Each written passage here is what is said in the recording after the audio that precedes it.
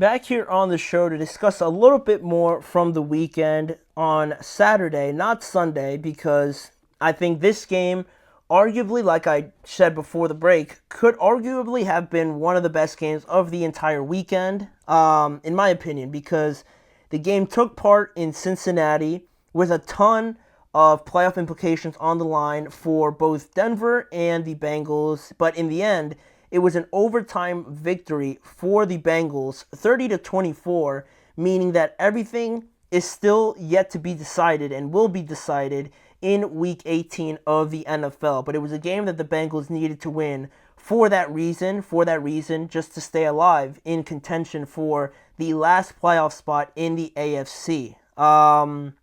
This was, oddly enough, the way the Bengals season has been going, this was the Bengals' first win this year against a team that had a winning record overall on the year. The Bengals have failed to do that, and this was their first time, I should say, that they won a game against a team that had a 500 or better record. And because of that, they extended their winning streak to 4 games, and now they sit with an 8-8 record.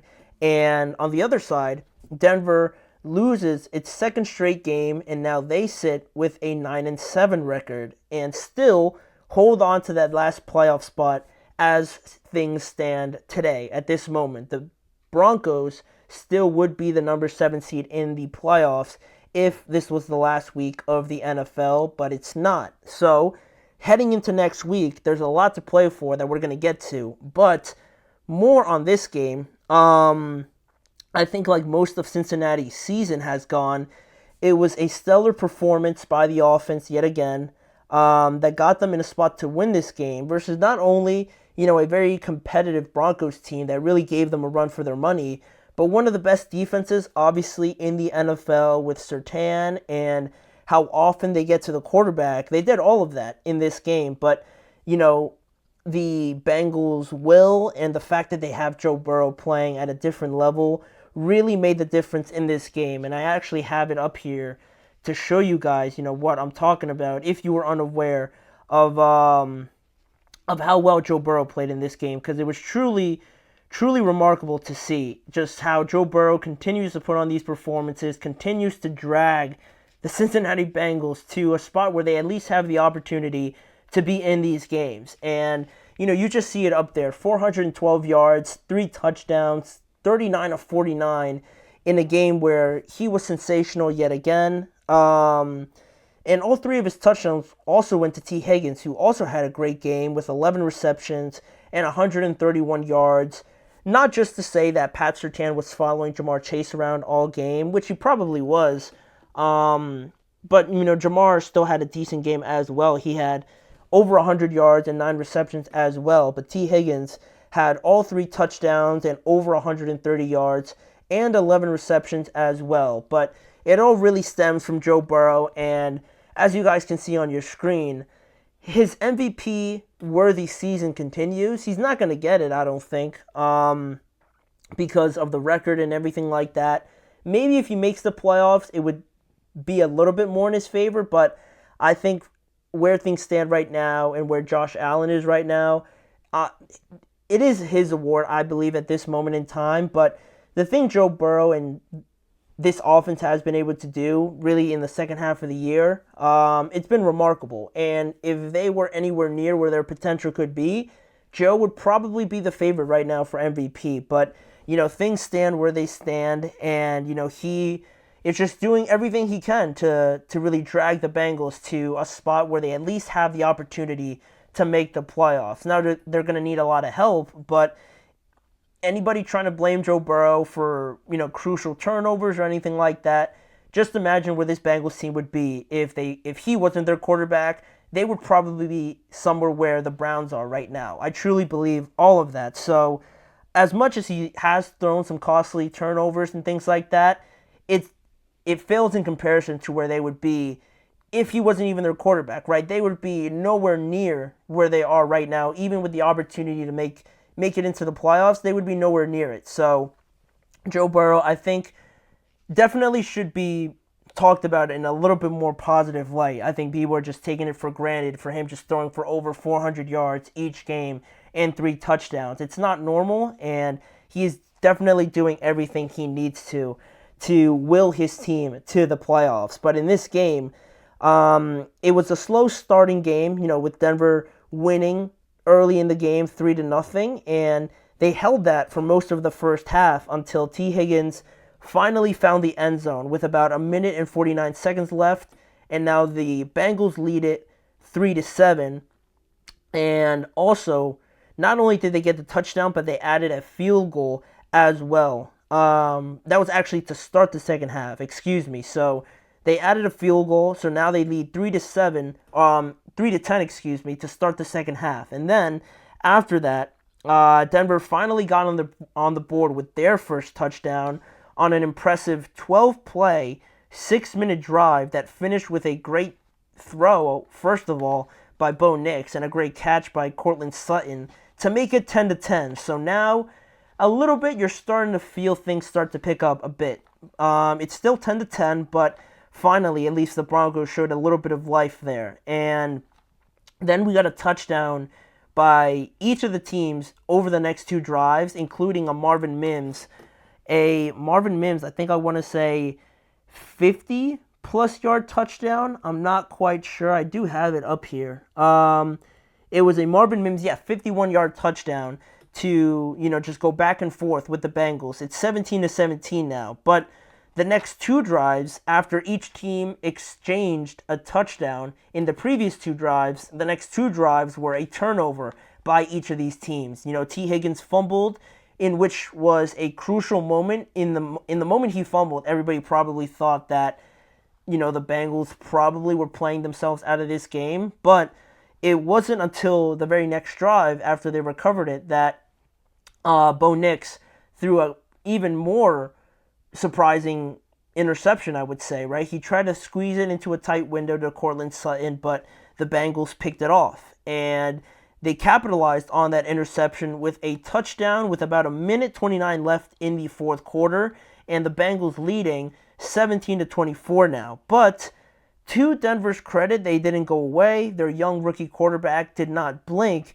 and they orchestrated a great drive, but not that close considering, the ideal scenario. But, they orchestrated a great drive, and they got it down to the 25-yard line when it was 4th and 1 with, I want to say, like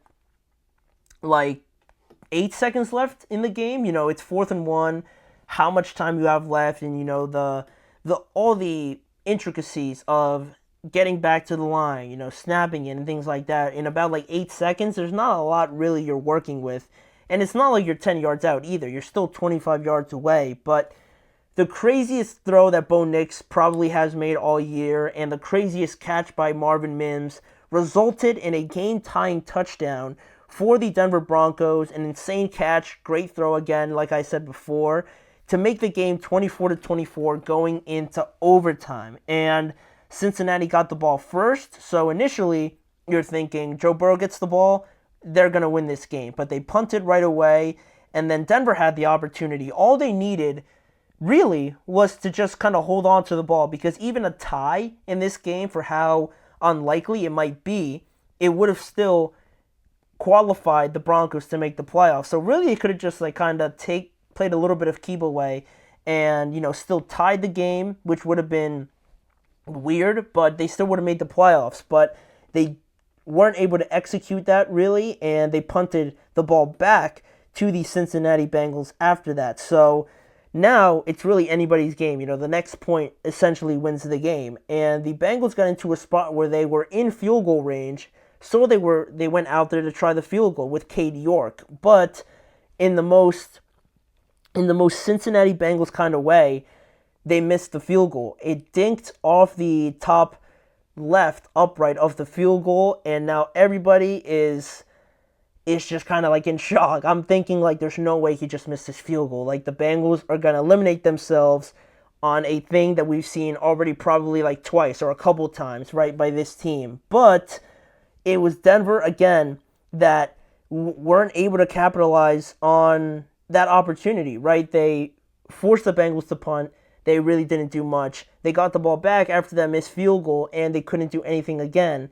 So you can only get so many opportunities against a guy like Joe before he makes you pay. And he did exactly that when he completed a massive 31-yard pass to Tee Higgins down the left sideline, and then he threw a game-winning touchdown to Tee Higgins as well. And the Bengals, in the most unlikely, wildest of scenarios, ended up winning the game, and they stay alive, which is disappointing for Denver because, a tie would have set them up for the playoffs, like I said. But despite how, demoralizing it was, they still hold their future in their hands next week because all they need is to beat the Kansas City Chiefs, and it would lock up the last spot in the AFC playoffs for the Denver Broncos. And like most of you probably know, the Chiefs are probably not going to play any of their starters. So it lines things up pretty nicely for the Broncos. So all they have to do is just win, right? They're going to be playing against a couple backups. So they have it pretty, not easy, but it is an ideal scenario if you're the Broncos, right? And if they were to win, it would eliminate any other scenario, right? It would eliminate the Bengals. It would eliminate the Dolphins from reaching the playoffs. But for the Cincinnati Bengals, right, this is exactly what they needed to happen to give themselves the opportunity, right? That's all you could have asked for by the Bengals, right? Just give them the chance, and if they make it, they make it. If not, they did everything possible considering how this season has gone for them. But for the Bengals, what must happen for them to make the playoffs is that they first need to beat the Steelers on Saturday Night Football at 8 p.m.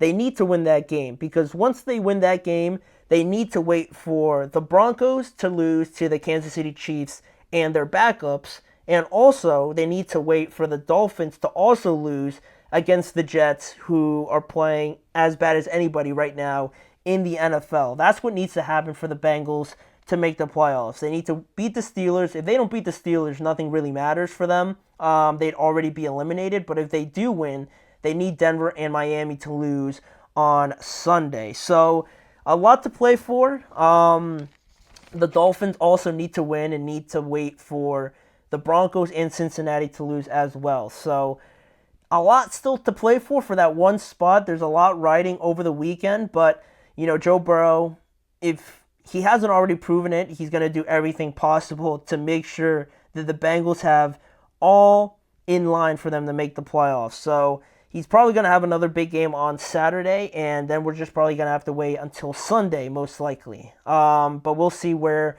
the weekend takes us. But for right now, currently in the present, we have a Monday Night Football game to talk about quickly here. A preview of the NFC Championship game from last year, a rematch between the 49ers and the Lions here.